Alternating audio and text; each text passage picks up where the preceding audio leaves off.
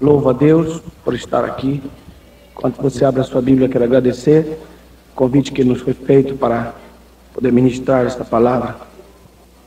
Durante esses dias todos, eu comecei a fazer um pequeno estudo sobre a mulher vestida de sol, que é o que eu gostaria de ministrar um pouco mais tarde, que está baseado no livro de Apocalipse, e uma verdade profunda, tremenda sobre as 12 estrelas que estão sobre a coroa, estão na coroa dessa mulher vestida de sol, com a lua debaixo dos pés. Uma mensagem especial. E acabou que saiu um livro de 118 páginas, e infelizmente eu não posso colocar na sua mão, porque só tenho o primeiro aqui. Esse aqui eu já prometi para o pastor Dueto, mas esse material é um material que vai ser uma grande bênção para a vida das mulheres, porque ali diz no capítulo 12 que a cauda do dragão, que é derrubar a terça parte das estrelas que estão na coroa desta mulher. Então Deus me deu essa revelação e eu quero compartilhar para as irmãs. Mas nessa primeira oportunidade que Deus nos dá, eu gostaria de falar pelo objeto do qual nós estamos reunidos aqui. O objetivo do qual nós oramos e fazemos parte desta grande igreja que é a Igreja do Senhor Jesus. Então, nessa parte da manhã, eu quero falar sobre a engrenagem da nossa oração. É algo completamente novo, é uma coisa muito linda, muito especial.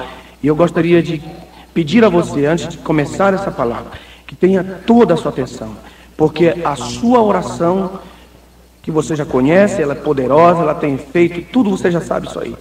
Mas eu gostaria que você aprendesse nessa manhã a estrutura da oração, como ela funciona, como o Espírito Santo trabalha, os anjos, onde elas vão, como elas são respondidas, enfim, é isso que nós vamos falar nesta manhã. Então, abra o seu coração, porque é algo completamente especial para você que ora, para você que ama orar. No livro de Lucas, no capítulo 1, no versículo 5, diz assim: existiu no tempo de Herodes, rei da Judeia, um sacerdote chamado Zacarias, da ordem de Abias, cuja mulher era das filhas de Arão, e o nome dela era Isabel.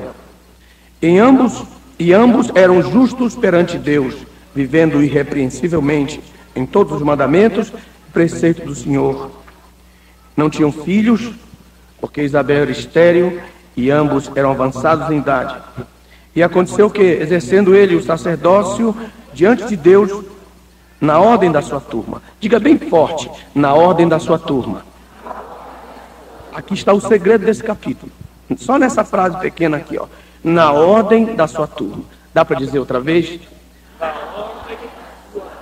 Então, você tem uma canetinha, você já marca aí, porque você vai ver por quê. Versículo 9. Segundo o costume sacerdotal, coube-lhe em sorte entrar no templo do Senhor para oferecer o incenso. Esse é o segundo segredo, oferecer o incenso.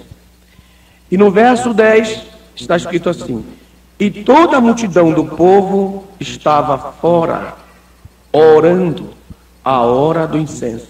Esse é o terceiro segredo. Vou ler de novo o verso 10. E toda a multidão do povo estava fora, orando a hora do incenso.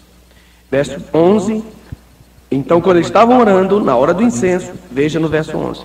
Então um anjo do Senhor lhe apareceu, posto em pé, aonde ele estava? À direita do altar de incenso. E Zacarias, vendo-o, perturbou-se e caiu um temor sobre ele. Mas o anjo que estava perto do altar, que veio porque o povo estava orando na hora do incenso, que foi oferecido porque Zacarias entrou segundo a sua ordem. Então, no verso 13, o anjo lhe disse: Zacarias, não temas, porque a tua oração foi ouvida, e Isabel, tua mulher, dará luz a um filho, lhe porás o nome João, e terás prazer e alegria, e muitos se alegrarão no seu nascimento. Amém. Diga amém. Olha para o seu irmão que está do seu lado, ou o seu irmão, diga para ele: nós vamos aprender sobre a estrutura da oração. Diga isso. Tome seu assento, pegue lá sua canetinha que você tem, aquele seu caderninho. Você, quando ora, não tem ideia aonde vai parar a sua oração. Claro que você sabe que Deus ouve a sua oração, mas como é isso? Quanto tempo Ele gasta para Ele ouvir a sua oração? Antes de tudo, se você quiser anotar aí, anota o primeiro ponto preciso conhecer aonde Deus se move. É o primeiro ponto. Preciso conhecer aonde Deus se move. Esse é o primeiro ponto. Você precisa entender isso, porque se você não entender aonde Deus se move, então fica difícil para você compreender como é essa estrutura dessa oração. Deus, o nome específico de Deus se chama Eu Sou. Isso significa que Ele está no presente. Quando Ele diz Eu Sou, quando Ele chama Moisés, Ele diz assim: diga o meu nome para eles. Meu nome, que eu gosto de chamar, não é Jeová Jiré, Jeová Samar. Não, Ele poderia ter dito todos esses nomes que são exclusivos da sua manifestação na área em que Ele trabalha. Mas o nome que Deus mais ama é este: Eu Sou. Ele disse para Moisés: vai e fala que o Eu Sou te enviou. Porque Eu Sou. Esse Eu Sou, ele abarca todas as suas necessidades. Se você tem problema de enfermidade, Ele é o médico. Se você tem problema financeiro, Ele é o que resolve. Se você tem um problema sentimental, Ele é. O Eu Sou é o nome solucionador do nosso Deus. O Eu Sou é um nome também que se manifesta na eternidade. Deus se move na eternidade. E essa eternidade se divide em três partes: o que era, o que é e o que há de ser. Você não pode nunca olhar para a eternidade sem entender que a eternidade tem esses três parâmetros, essas três dimensões: o que era, o que é e o que há de ser. Para você entender isso, nós precisamos ver no livro de Daniel, no capítulo 10, para você entender o que é isso, como ele se move nessa eternidade. No livro de Daniel, no versículo 5, capítulo 10, versículo 5, Daniel tem uma visão. Daniel diz no capítulo 10, no versículo 5, ele fala: levantei os meus olhos e olhei, e vi um homem vestido de linho, seus lombos cingidos de ouro fino de ufaz. E seu corpo era como turquesa, seu rosto parecia um relâmpago, e os seus olhos como tocha de fogo, e os seus braços, seus pés, cor de bronze. E a voz das suas palavras como voz de multidão. Eu pergunto para as irmãs, eu pergunto para os irmãos: quem é esse aí? Quando você lê imediatamente, você começa a observar e vê que essa pessoa não é um anjo. Você vai perceber aí que é a mesma linguagem que nós lemos no livro de Apocalipse. Vou ler de novo essa última parte, verso 6. Seu corpo era como turquesa, seu rosto parecia relâmpago, seus olhos como tocha de fogo, seus braços e pés como bronze brilhante. Quem é esse? É Jesus. Agora, olha só no livro de Apocalipse, no capítulo 1, no livro de Apocalipse, lá no último livro, no livro de Apocalipse, no capítulo 1, versículo 4 em diante, falando dele. Olha só, a partir do verso 4. Depois ele vai falando: aquele que era, que é e que há de vir. Aquele que é, não era. Aquele que é, não é. E aquele que é, não que há de vir. O Eu Sou está presente. Agora escute. Nesse texto, ele revela a glória do Senhor Jesus Cristo no verso 14. Baseado no texto que nós lemos, Daniel, capítulo 10, verso 5, diz: a sua cabeça e cabelos eram brancos como a lã, como a neve, seus olhos como chama de fogo, seus pés semelhantes ao latão reluzente, que é o bronze, como se tivesse sido refinado numa fornalha, e a sua voz como de muitas águas. Então, quem era ele? Quem era esse de Daniel 10, 5 e 6? O Senhor Jesus. Mas pare um pouco agora. Pare um pouco para você entender essa eternidade. Como é possível que ele se manifeste lá no livro de Daniel, da forma como ele se manifestou em Apocalipse? Porque essa manifestação de Apocalipse é a manifestação depois da sua ressurreição, depois que se levantou dentre os mortos, que você vê os seus olhos como chama de fogo, seus pés reluzentes, suas mãos, o seu peito, sua glória. Você o vê assim em Apocalipse, mas isso é depois da sua ressurreição, depois que ele venceu a morte, triunfou sobre a morte. Aí vem a pergunta: mas por que em Daniel 5, se ele ainda nem havia sido encarnado? Pare para pensar agora. Se ele ainda não havia sido encarnado em Maria e não havia tido ainda o privilégio de se transformar e ser homem e viver no meio dos homens, nem havia sido morto na cruz, nem havia ressuscitado, como é que ele aparece em Daniel já com a glória do Apocalipse, a glória do que havia de vir? A pergunta então nasce. Só entendendo a eternidade você pode entender, pode compreender. Vou repetir agora.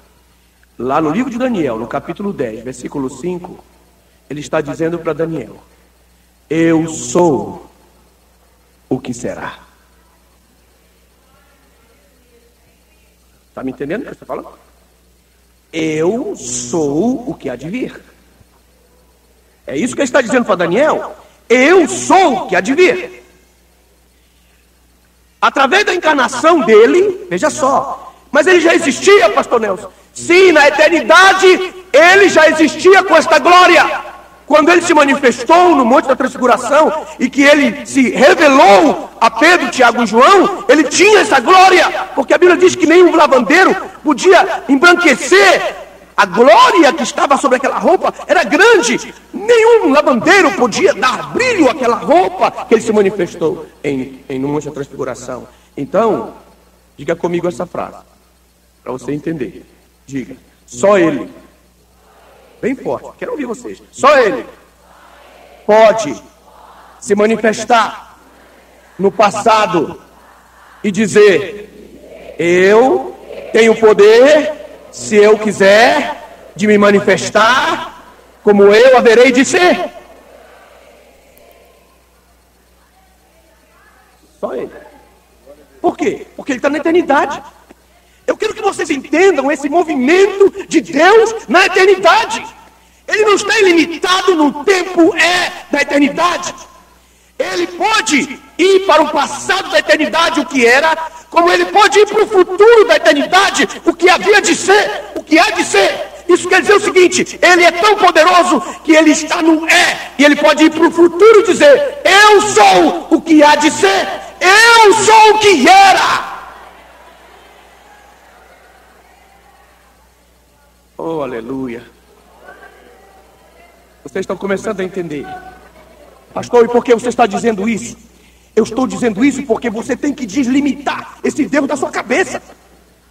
Porque Deus não está vendo você agora, somente agora, como se você existisse agora, com a roupa que você está vestindo agora. Ele não está vendo você agora, só no agora, não é?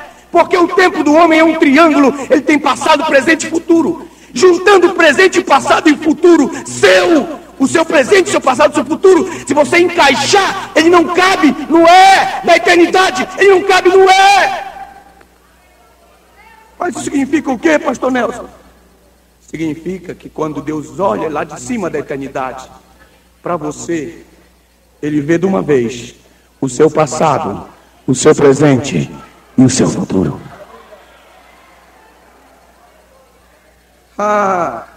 Isso é uma vitória muito grande, você conhecer isso. Porque se o tempo do homem é infinitamente pequeno ao da eternidade, porque a eternidade é como se fosse um grande triângulo, que era, que é e que será, e o triângulozinho do tempo do homem encaixado no bico, lá em cima do você vê que Deus está te olhando agora, não agora no seu presente, Ele está olhando para você no seu passado, no que você está vivendo agora, e dá uma olhadinha no seu futuro, e quando Ele olha para o seu futuro, Ele diz: é brilhante o que eu tenho ainda para fazer na vida da minha serva. Meu amigo, isso aqui muda muita coisa. Isso aqui muda muita coisa na cabeça de uma pessoa. Por quê? Porque deste primeiro princípio da eternidade, Deus está sentado no trono.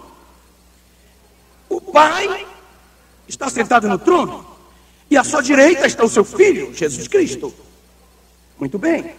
Mas eles estão na eternidade. Eu estou falando da eternidade para você entender aonde vai essa oração. Como é que ela funciona. Aleluia. Isso significa o quê? Que ele está sentado no trono. E ele está na eternidade. Diga comigo, ele está na eternidade. Diga. Mas a eternidade é um dia para ele e 1000 para nós. Como eu entendo isso, pastor Nelson? Por exemplo, Jesus chegou anteontem no céu. Mas faz 2005 anos. Você está ficando doido, pastor? Não, eu vou dizer de novo. Do ponto de vista da eternidade, Jesus chegou anteontem. Faz 2 dias que ele sentou-se à destra do Pai. No livro de Daniel, no capítulo 9, fala que ele é ancião de dias. Nós, os homens, somos anciões de anos, porque tem muitos anos nas costas. Ele não, ele é ancião de dias. Quer dizer, em dias, ele já tem maturidade suficiente, porque ele é o Pai da eternidade.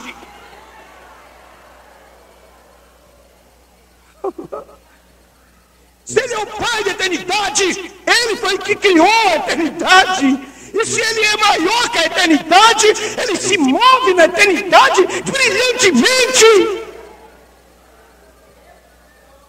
E agora, olhe para sua irmã que está do seu lado e diga essa frase, é uma profecia. Diga para ela, olha aqui minha irmã. Fala. Não tem vergonha não? Fala, olha aqui minha irmã. Eu vou te dizer uma coisa. Você não pode mudar o seu passado, mas pode mudar o seu futuro.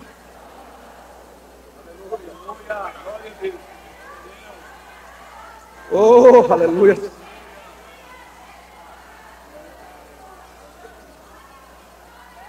Pare para pensar essa manhã.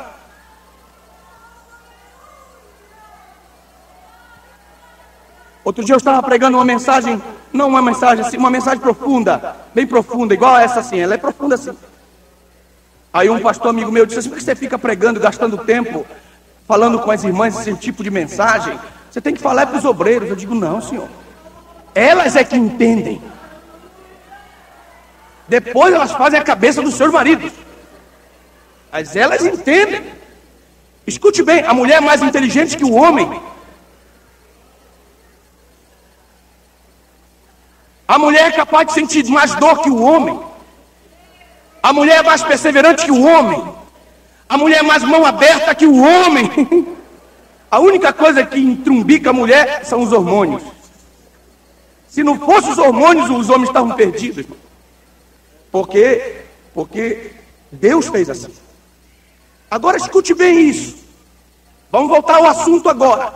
Nós estamos vendo um Deus ilimitado trabalhando na eternidade. Que para ele, 1000 anos para nós é um dia para ele. 1000 anos nossos é um dia para ele. Um dia. Então, se Deus vive na eternidade, ele pode dizer assim: os homens estão no tempo, preciso passar 1000 anos para passar um dia meu. Agora pare para pensar, ponha-se no lugar de Deus agora. Se você fosse Deus e estivesse numa eternidade, onde um dia da eternidade é 1000 anos nossos, você não ficaria preocupado para saber em que dia, que hora que Deus tem que responder a sua oração? Não me entenderam? Vou repetir tudo de novo. Se você fosse Deus e estivesse na eternidade, aonde um dia dele precisa 1000 dias nossos, aonde é que ele teria um relógio para poder calcular a hora certa que ele precisa responder a sua oração? Se ele está na eternidade de um dia em que passam 1000 para você, 1 para ele, então isso fica meio confuso, pastor. Deus é tão sábio que ele disse assim: eu sou o Pai da eternidade, eu crio a eternidade. Os homens estão no tempo. E sabe o que Deus fez? Nessa eternidade, bem diante do trono dele, ele colocou a árvore da vida. E ao redor dele ele colocou 24 anciãos. Nos 24 anciãos ele colocou um relógio. Os 24 anciãos representam os 24 fusos horários da terra. E a árvore da vida produz um fruto de mês em mês. Então Deus tem um calendário de mês pela árvore da vida e pelos 24 anciãos. Ele sabe a hora em que você está vivendo na terra. Então Deus... Hello? Fala alguma coisa aí, meu.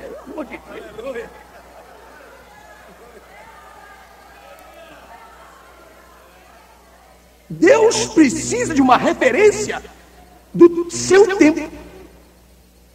Mas a ideia que você tem, que eu tinha também, durante o período que eu estava lá, eu perguntava para a minha professora da escola dominical, eu dizia: professora, como é que Deus faz para atender tantos anjos? Tantos anjos que chegam com tantos pedidos. Ninguém conseguiu me responder a minha pergunta. Um dia eu pensando, sozinho e olhando a Bíblia, eu percebi uma coisa incrível. Foi quando Deus, através daquele anjo forte, está falando com João. Aí ele diz assim: ei, João, não esqueça.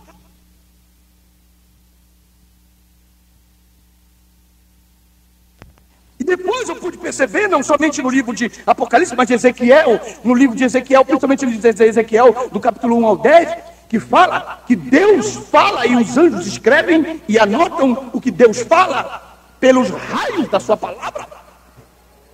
Então eu pude entender, irmãos, que os anjos, quando chegam diante de Deus, Deus fala através dos trovões. Cada anjo sabe qual é o que lhe corresponde e ele só anota.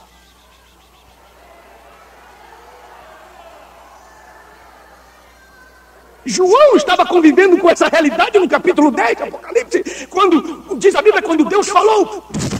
Aí ele disse: não escreva essa parte que o trovão disse. Mas de onde vem o trovão? O trovão vem da boca de Deus.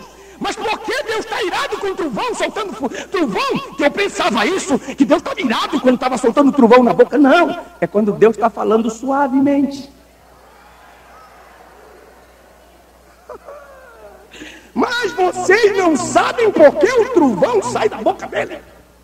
Vocês vão saber agora por que o trovão sai da boca dele. O trovão só sai da boca dele. Daqui a pouco eu digo. Eu vou dizer, pode ficar tranquilo. Didaticamente eu tenho que falar uma coisa que eu estou esquecendo. Olha o texto de Lucas para você entender esse movimento. No livro de Lucas, no capítulo 1, você vai observar lá, que no verso 8, Zacarias exercia o sacerdote diante de Deus. Aí eu pedi para você marcar na ordem da sua turma. Por que na ordem da sua turma? Porque desde quando foi o estabelecimento do tabernáculo de Moisés, ele vem se estabelecendo em toda a história do Antigo Testamento, a partir do livro de Êxodo, capítulo 39 e 40.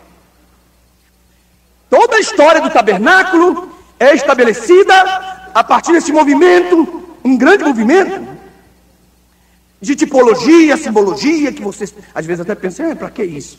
Mas tem um sentido. Quando o tabernáculo fica velho, Davi começa a reinar depois de Saul, 40 anos que Saul reinou. Quando Davi começa a reinar, o primeiro desejo de Davi foi trazer a arca que estava na casa de Aminadab, com seus 2 filhos, Aiô e Uzá. Porque no período em que Saul reinou, a arca nem foi tomada em conta. Aliás, Saul mandou buscá-la, mas na metade do caminho ele mandou voltar e disse assim: isso é muito compromisso para mim, Deus é muito santo, eu não sou muito santo, eu levo de volta essa arca para lá. E foi isso que ele fez, mandou regressar a arca, porque ele se sentia tão pecador que ele nem queria a arca com ele. E durante todo o período de Saul, ele reinou sem a presença de Deus. Quando Davi começou a reinar, a primeira coisa que Davi disse é: eu buscarei a presença do Senhor, eu irei onde a arca do Senhor está e trarei. E ele disse: porque estás abatido, a minha alma, espera em Deus, porque ainda hei de louvá-lo. Esse Salmo 42 é por isso que é o desejo de Davi. O Salmo 42 e 43 são 2 salmos únicos, não deveriam ser divididos, porque é um só salmo. Quando ele clama dizendo: por que estás abatida? 3 vezes. Por que estás abatida, a minha alma? Porque ele era de Judá, ele não era sacerdote. Ele não era da tribo de Judá, ele não era da tribo de Levi. E como é que ele está com essa ideia de que ele ainda vai entrar no seu santuário? Você pode ver lá que ele diz assim: eu entrarei no teu santuário, eu ainda com harpa te louvarei, eu ainda oferecerei incenso diante da tua arca. Mas ele não podia fazer aquilo, porque ele não era da tribo de Levi.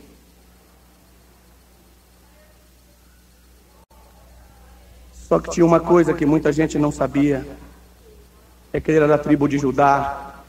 E a tribo de Judá era do sacerdócio de Melquisedeque, que era superior ao sacerdócio de Levi. E Jesus era da ordem sacerdotal de Melquisedeque, segundo a ordem de Judá. Então Davi foi aceito, porque quando ele come o pão, que ele vai experimentar o pão que ele mastiga, todo mundo fica: vai morrer, vai morrer, vai morrer. E ele mastiga, engole e come, não morreu. Quando Saul descobre que ele anda por ali, aquele Doeg miserável, falso e traidor, vai lá e diz que Davi está lá com ele. Aí o sacerdote fica com medo. Tu vem de paz? Ele disse: não, eu vim de paz. Tem comida para comer? Ele disse: tem pão aqui, mas é sagrado, se você comer você morre. Ele falou: não tem jeito, me dá esse aí. Se eu morrer, morri. Se eu não morrer, Deus é comigo, me dá ele aí. Pegou o pão e comeu. Quando ele comeu, ele não morre. Aí ele descobriu: ei, Deus me ama, porque ele não me matou, ele tem algum projeto na minha vida. Amassuia. Quando ele come o pão do sacerdote e não morre, ele fica de orelha em pé e diz assim: tem alguma coisa estranha em Deus? Deus está querendo me falar alguma coisa. Saul vem e mata os 85 sacerdotes, irmãos. Só fica o Abiatar. E o Abiatar fica com medo de oferecer sacrifícios, sai gritando na montanha: Davi! Davi! Davi estava longe do outro lado. Ele falou: fala, Abiatar! Ele disse: olha o éfode aqui. Oh, você não queria? Ele olhou e disse: traz ele aqui. E Abiatar foi lá e colocou o éfode do sacerdote nos ombros de Davi. Já comi o pão, agora eu quero o éfode. E quando ele pega o éfode, ele também não morre. E quando ele vai buscar a arca, você pode ver que ele está vestido de sacerdote. Ele está vestido com um éfode de linho. E ele está vindo. E ele vem saltando e gritando e louvando a Deus. Porque Deus aceitou o sacerdócio dele. Mesmo ele não sendo da ordem de Levi, Deus aceita o seu sacerdócio. E ele traz a arca. Quando ele traz a arca, meus irmãos, minhas irmãs, a primeira coisa que Davi faz é a seguinte: a partir de agora não tem mais lugar chamado átrio. A partir de agora não tem mais lugar santo. Tirem isso aí. Tirem a bacia, tirem a mesa, tirem o altar de incenso, tirem isso aí. Fica só a arca. E deixou a arca dentro de uma tenda chamada tenda de Davi, o tabernáculo de Davi. Agora a arca está sozinha dentro daquela tenda, que é o lugar santíssimo, o único que fica. Fez ali, irmãos, ao redor, uma área tipo um átrio. E lá ao redor daquela área, ele disse para os sacerdotes: reúnam-se todos, venham todos. E todos vieram. Eram muitos, irmãos. Eram mais de 120 chefes. Cada chefe teria uma média de 100 pessoas na sua família. Então eu estou falando de mais de 1.200 pessoas que eram da tribo sacerdotal, que estavam ali. Sabe o que Davi fez? Davi, como se tivesse vocês desse grupo para cá, esse grupo para cá, Davi disse assim: segundo a ordem de Deus, vocês sacerdotes e vocês, eu vou dividir vocês. E eles disseram: como o senhor vai fazer, Davi? Vocês são de Jerusalém e vão ministrar aqui em Jerusalém. E vocês são de Gabaon e vão ministrar lá no tabernáculo que está só lá em Gabaon. Ou Gibeão, Gabaon é espanhol. Então, vocês vão para Gibeão e vocês ficam em Jerusalém. Mas por que você está falando isso, pastor Nelson? Para mostrar o turno que vocês acabaram de ler em Lucas. Então o que aconteceu? Davi pegou o pessoal de Jerusalém, que só tinha a arca, e deixou lá com trombetas, adufes, tambores. Deixou lá para fazer só uma coisa. Sabe o que era? Louvar a Deus. Só ficar louvando a Deus. Tocando e louvando a Deus, tocando e louvando a Deus, tocando e louvando a Deus, tocando e louvando a Deus. Mas como é que ele fez? Ele dividiu esse grupo em 24 turnos. 24 turnos. 24 horas tocando e louvando a Deus. Foi levado para Gibeão. Lá em Gibeão, irmãos, a arca não estava, porque a arca estava em Jerusalém. Em Gibeão só estava o altar de incenso, a mesa, o candeeiro, a bacia e o altar de holocausto. 5 peças. e o tabernáculo velho caindo aos pedaços. O pessoal que foi para lá não gostou muito não, porque lá não tinha música. O pessoal que foi para lá não gostou muito não, porque lá não tinha flautas, não tinha tambores. Era uma coisa terrível. Eles chegaram lá e, cadê a arca? A arca está em Jerusalém. Mas a arca está em Jerusalém e nós vamos fazer o quê? Não importa, vamos oferecer sacrifícios pela fé. Isso é para você entender, presta atenção. Presta atenção. O pessoal de Gibeão não tinha arca. E o pessoal de Jerusalém não tinha altar de holocausto, nem bacia, nem candeeiro, nem nada dessas coisas. Então ficou uma situação difícil. O pessoal de lá ficava na arca. Aleluia, glória a Deus, eu te louvo. Mas eles não podiam fazer nada disso se o pessoal de Gibeão não sacrificasse, não tivesse matando os cordeiros, não tivesse sacrificando. O sacrifício respaldava o louvor do pessoal de Jerusalém. O pessoal de Jerusalém respaldava o sacrifício do pessoal de Gibeão. E os dois ficavam fazendo a obra simultaneamente. E a glória de Deus descia sobre a nação. Agora, pastor Nelson, tudo isso que você falou quer dizer o quê?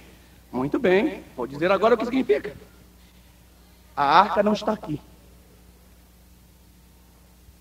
A arca está no trono do Pai, à direita do Pai. E ao redor do Pai tem 24 turnos de sacerdotes. E aqui embaixo, a arca não está. Mas aqui está o altar de incenso, aqui está a bacia, aqui está a mesa, aqui está o candeeiro. Mas a arca não está presente, é pela fé que a gente fala que ela está. Pela sua palavra ela está. Mas sentado ao lado do Pai, está lá em Jerusalém celestial, lá em cima, na Jerusalém de cima. E nós de Gibeão, muitas vezes, não gostamos, não gostamos. Por quê? Porque não é fácil se ajoelhar sem música, sem som, sem nada.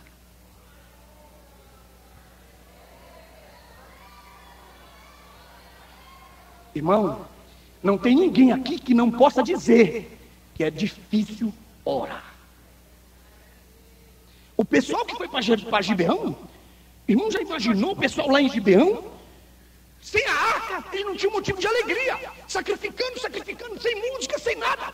E o pessoal lá de Jerusalém, muito fácil. E louvando a Deus. E outra coisa, de 1 em 1 hora tinha que mudar o turno. Tanto o de Gibeão tinha que mudar de 1 em 1 hora, e o de Jerusalém tinha que mudar. Era só 1 hora que podia oferecer. Aí mudava o turno. Então ficava a situação assim. Uma tipologia celestial e terrena. Porque Jesus está sentado à destra do Pai, que é a arca. E você está aqui na terra sem a arca, mas você está oferecendo sacrifício de louvor e adoração de qualquer forma.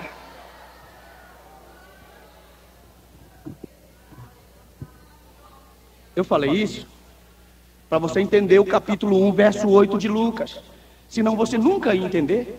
Veja o capítulo 1, verso 8. E aconteceu que, exercendo ele o sacerdócio diante de Deus, na ordem da sua turma. Então ele está entrando numa hora especial. Agora olha só na Bíblia, porque diz no verso 9 que isso era o costume sacerdotal. Pastor Nelson, onde é que eu leio sobre isso? Em 1 Crônica 23, 24. E você vai ler perfeitamente sobre isso, principalmente no 24 e 25. Tudo que eu estou falando resume o capítulo 24 e o capítulo 25 de 1 Crônicas. Mas, basicamente, eu quero que vocês observem, no verso 10, toda a multidão do povo estava fora, orando a hora do... Aí está, a hora do incenso. Repita comigo, a hora do incenso era de 1 em 1 hora. Por isso que está dizendo, a hora do incenso. Então, 5 minutos para cada hora, por exemplo, 5 para as 11, eles já vinham com incenso. Entrava um grupo de sacerdotes com incenso na mão para apresentá-la. E eles entravam. Em 5 minutos, eles jogavam incenso. O altar de incenso fazia uma fumaça tremenda. A fumaça se dirigia direto para a glória, para cima. Direto, como uma simbologia de que ela era aceita por Deus. A sua oração, ela é resultado de um encasalamento espiritual entre o Espírito Santo e você. O Espírito Santo e você oram. Acho que você não me ouviu não, eu vou repetir de novo. Você diz Abba Pai, diga assim, Abba Pai, diga. Abba é uma palavra misteriosa para quem não sabe, mas foi dita em mistério quando Paulo escreveu em Romanos. Abba é mistério. Pai é uma palavra que eu conheço. O que aqui ele está dizendo é o seguinte, que pelo Espírito clamamos Abba Pai, quer dizer que pelo Espírito eu oro a metade em mistério e a outra metade eu entendo que eu estou orando. Abba quer dizer uma palavra em mistério. Eu tenho que aprender a orar metade do tempo que eu oro em línguas e a metade do tempo que eu oro em uma língua que eu possa compreender, porque o Espírito clama, Abba, Pai. O Espírito Santo e você formam uma enzima. Uma enzima. É como um óleo. Esse óleo, escute bem, estou indo devagar para você entender. Este óleo que é produzido pela união dos pedidos e da glória do Espírito Santo, e você juntos forma esse óleo. Quando você está orando, você está formando esse óleo. E quando você está formando esse óleo, você se torna um adorador, uma adoradora. Quando você está orando, e começa a orar, e depois, Senhor, abençoa, faz triunfar, levanta, Senhor, edifica, restaura a sua oração, e depois você e começa a orar, os dois formam um azeite tão tremendo. Irmãos, irmãs, escute o que eu vou dizer agora. Os anjos do céu saem desesperados para colher esse azeite.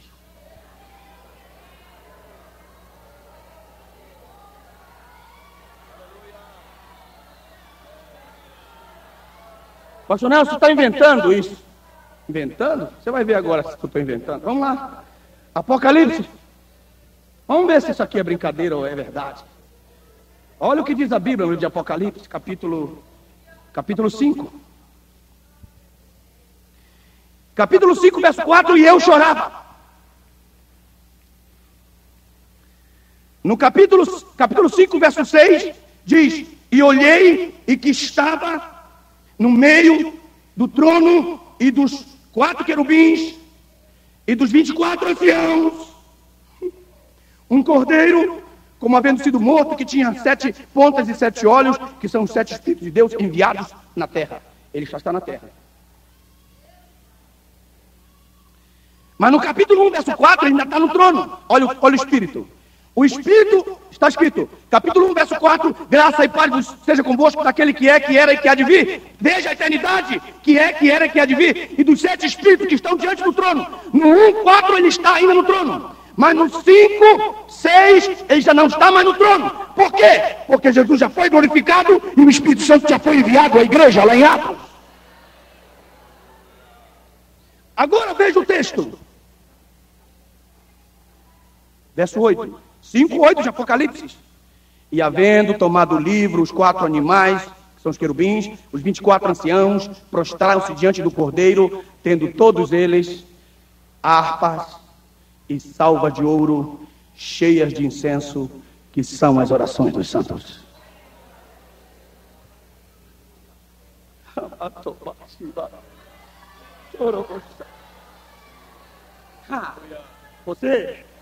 Você vai orar diferente agora.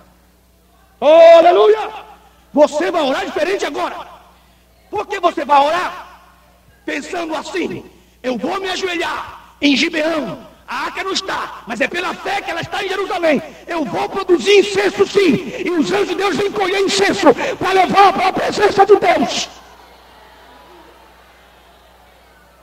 Olhe para sua irmã que está do seu lado, ou seu irmão que está do seu lado, e diga para ele, você é um produtor de incenso dos bons. Fala assim, fala assim, fala assim, fala assim.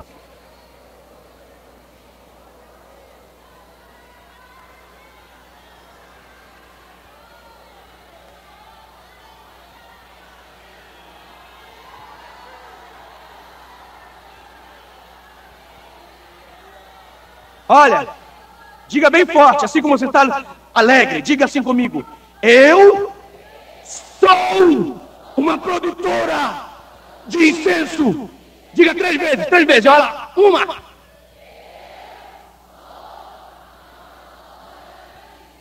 Os homens também podem falar. 2. Eu sou um produtor de incenso. 3. Mas para que serve o incenso? Ei, meu Deus! Agora escute para que serve esse incenso. Porque você sempre pensou que Deus nem está aí para você, não é? Muitas vezes o diabo vem com a tentação dizendo que Deus não está nem aí para você, não é? Na hora da tribulação, Deus não está nem aí para você. Não está nem aí, não! Deus está muito preocupado. Por quê? Porque sem você, Ele não se move. Mas por que você falou isso, pregador? Vou dizer para você. Você nunca leu na Bíblia que Deus procura adoradores?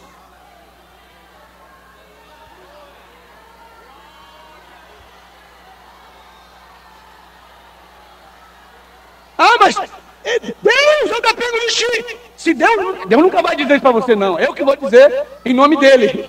Deus depende de você também. Por quê? Porque sem o incenso, o motor do trono dele não pega. Mas, pastor Nelson, mas quem foi que disse para o senhor que Deus tem motor no trono? Eu vou provar para você agora na Bíblia. Eu vou mostrar que tem um motor no trono. Aleluia! Mas, pastor Nelson, onde que o senhor tirou isso? Da Bíblia, rapaz! Veja o capítulo 8 de Apocalipse, você vê? Ora, irmão, se a plataforma do templo... Será que eu falo daqui ou vou lá para trás? Eu tenho que ir lá atrás para mostrar isso para vocês, senão vocês não vão entender. No livro de Ezequiel, eu não vou ler, só vou... Abre aí no capítulo 8 que eu vou te ajudar. No livro de Ezequiel, no capítulo 1, nós temos lá uma plataforma de um trono. No capítulo 1, verso 4, diz que vem uma plataforma. Embaixo dessa plataforma tem 4 querubins segurando o trono assim nos seus ombros. Assim, ó. Assim, 4 querubins com 6 asas. Por quê? Porque 2 estão em pleno movimento. Na verdade, são 8. Você vê 6 no capítulo 1, mas vê 8 no capítulo 4 e 5 de Apocalipse. Porque 2, é lógico, estão em movimento, não dá para ver. Agora escute bem. Esses querubins estão suportando o trono. Debaixo dos pés dos querubins temos mais rodas tremendas. É uma dentro da outra. São 4. Uma dentro da outra. São 4 rodas. Essas rodas estão cheias de olhos, porque representam o Espírito Santo de Deus que estão nas rodas. A Bíblia diz que o Espírito de Deus está nas rodas. E os querubins estão em cima das rodas e em cima dos ombros deles está o trono. O Pai está sentado lá em cima. O trono do Pai e do Filho do lado dele, 24 anciãos. Mais 7 candeeiros de um lado e 2 de um lado e do outro, que representam as 2 testemunhas. 9, falta um candeeiro. Porque são 10 no total. Agora você tem ali 2 oliveiras que sobem do meio do trono do Pai e do Filho sai um rio, que é o rio da vida. Passa por debaixo das raízes da árvore da vida no livro de Apocalipse, capítulo 22. Saem pelas 12 portas da Nova Jerusalém e descem pelo Monte Sião. É uma visão impressionante. Lá embaixo no Éden original. É uma coisa tremenda. Formam umas nuvens gloriosas, tremenda. Irmão, você não sabe onde é que você vai morar. Sua casa é uma coisa fabulosa.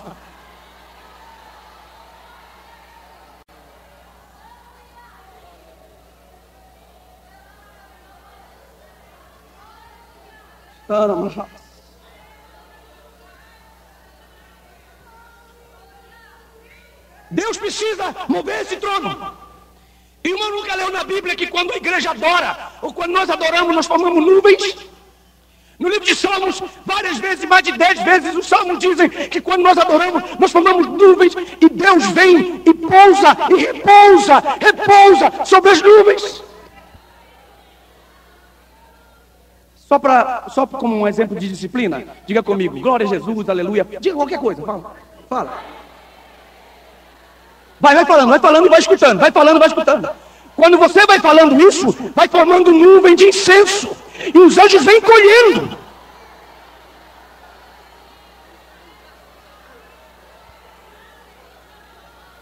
E quando eles colhem esse incenso, eles saem muito felizes. E eles, de hora em hora, repita comigo, de hora em hora, diga. Eles chegam na presença de Deus, com incenso na mão. Aí você fala assim, pastor Nelson, e aí, o que é que eles fazem com incenso? A ideia que a gente tem é que Deus cheira o incenso, mas não é. A ideia que a gente tem a priori é que Deus pega o incenso e bebe o incenso. Não, senhor. O incenso tem que passar por essa estrutura. O incenso é colocado nos pés, nas salvas, nas copas, nas salvas dos 24 anciãos. São 24. O fuso horário, por exemplo, da 1 da tarde, que seria 13 horas.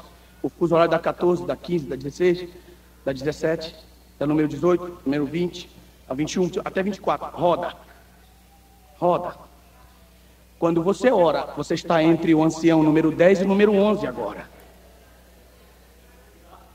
Você não está me ouvindo o que eu estou falando, vou repetir de novo. Daqui a 17 minutos, eles vão pegar o incenso de toda a adoração das 10 horas e vão jogar dentro, em cima do altar de incenso que está diante do trono de Deus. Daqui a 17 minutos.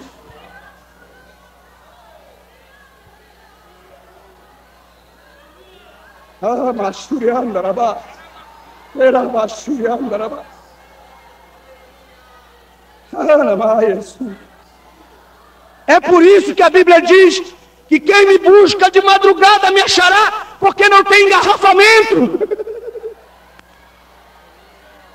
Porque quase ninguém ora 1, 2, 3, 4, 5 da madrugada. Quando você se ajoelha de madrugada, irmão, é um fabricador de incenso extraordinário.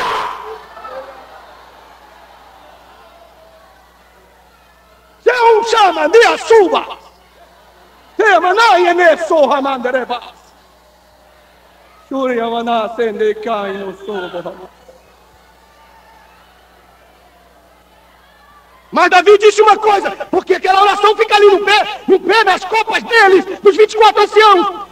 Daqui a 16 minutos vai haver uma troca de guarda, porque o turno do céu, ele modifica-se de acordo com a sua glória e glorificação. Mas Deus se move por causa do altar de incenso, e o altar de incenso é o motor do trono de Deus. O altar de incenso, veja em Apocalipse 8, vamos ler agora vamos ler.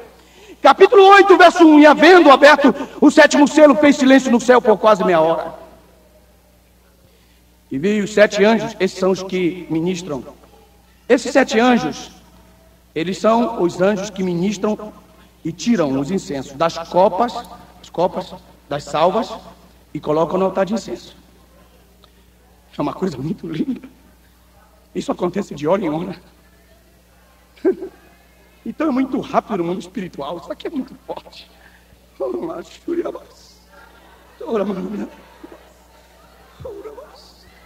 Você não tem ideia do que a sua oração é capaz de fazer. Pastor Nelson, mas eu nunca podia imaginar que a minha oração tinha toda essa trajetória. Olha o texto, no capítulo 8, verso 3. E veio outro anjo e pôs-se junto ao altar. Que altar? O altar de incenso, o motor. Pôs-se junto ao altar, tendo um incensário de ouro. É nesse incensário de ouro que ele sai colhendo as orações daquele anjo. Agora escute bem o que eu estou falando. Se você não orou entre as 10 e as 11, não pensa que Deus vai ouvir tua oração, porque não tem incenso para queimar. Não tem. Então, como não tem incenso para queimar, então não tem nada para Deus fazer por você. Mas por que, pastor? Não tem nada para Deus fazer por mim? Não, porque você não mandou incenso. Olhe para a sua irmã que está do seu lado e diga assim: faz quanto tempo você não manda incenso para lá?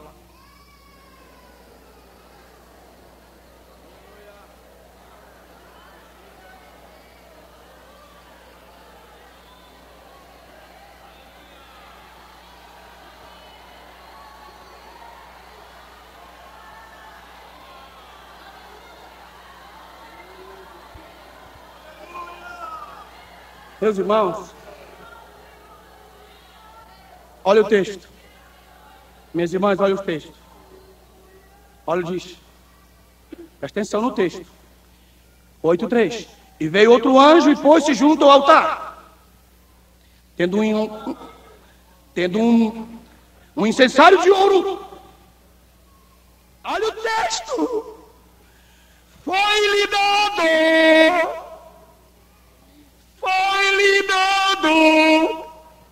Eu vou dizer de novo, Espírito Santo. Foi-lhe dado muito incenso. Da onde que eles tiraram? Capítulo 5 de novo, para você entender. Para você depois dizer, mas que está inventando coisa aí. 5:8 de novo. Olha aí. Tendo ele harpas e salva de ouro cheia de incenso, que são as orações dos santos. Então, eles vêm dos 24 anciãos, pegam da copa deles, pastor Zé Wellington, pegam, colocam no incensário, deixam a copa vazia, porque aquela hora das 10 às 11. E eles, a próxima vez que eles vierem, vão vir das 11 às 12. E da outra vez, das 12 às 13. Isso volta de novo 24 horas constantemente.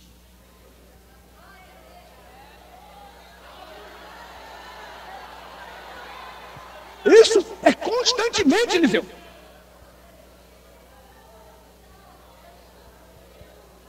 E olha o texto. Porque a oração de todo mundo se mistura lá. Todo mundo. A oração do Nelson, a oração do Joel, a oração do Jessé, a oração de todo mundo, irmão, se mistura tudo só. São tudinhos. E como é que Deus vai saber de quem é? Vou te responder.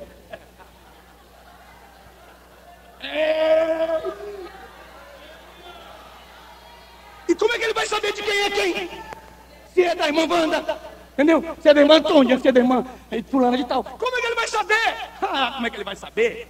Vocês vão ver agora. No livro de Salmos, Davi disse assim: Deus, sejam agradáveis as tuas narinas, a minha oração. Então Deus não ouve a oração dos crentes pelo ouvido, ele ouve pelo nariz.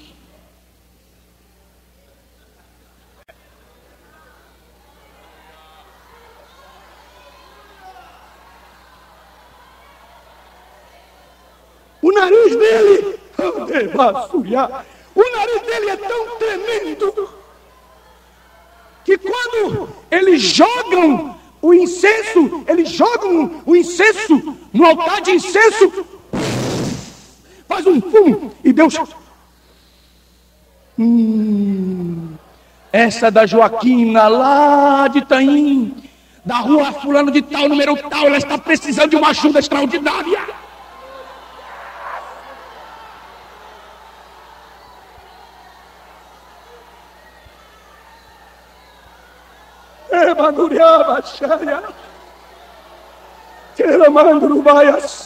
Sejam agradáveis as tuas narinas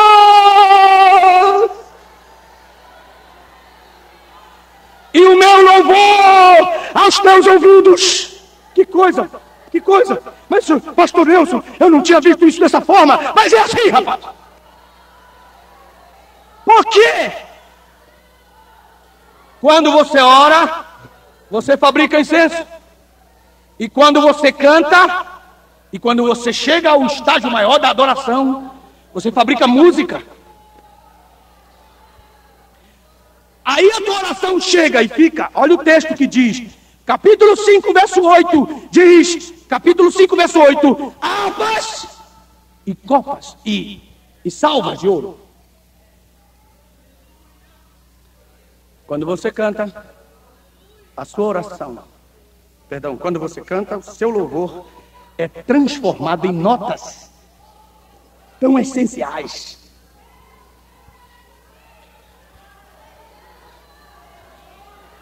Ele não só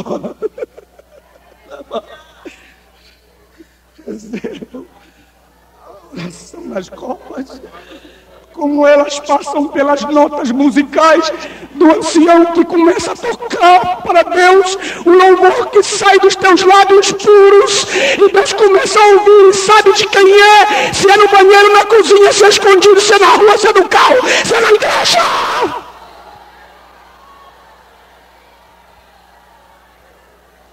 Então, você pode dizer, Deus, mas eu não sei cantar, eu canto desafinado. Não se preocupe, ela passa pelas cordas dos 24 anciãos afinadíssima. Quem pode levantar as duas mãos para o céu e começar a glorificar Deus e formar incenso agora?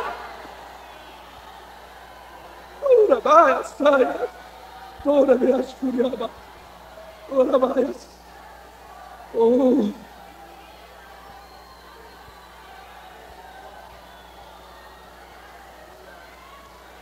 Ora baixará. Ora mandará você.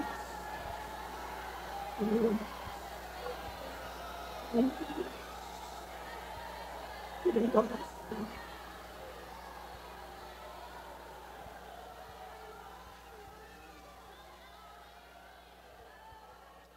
Aleluias.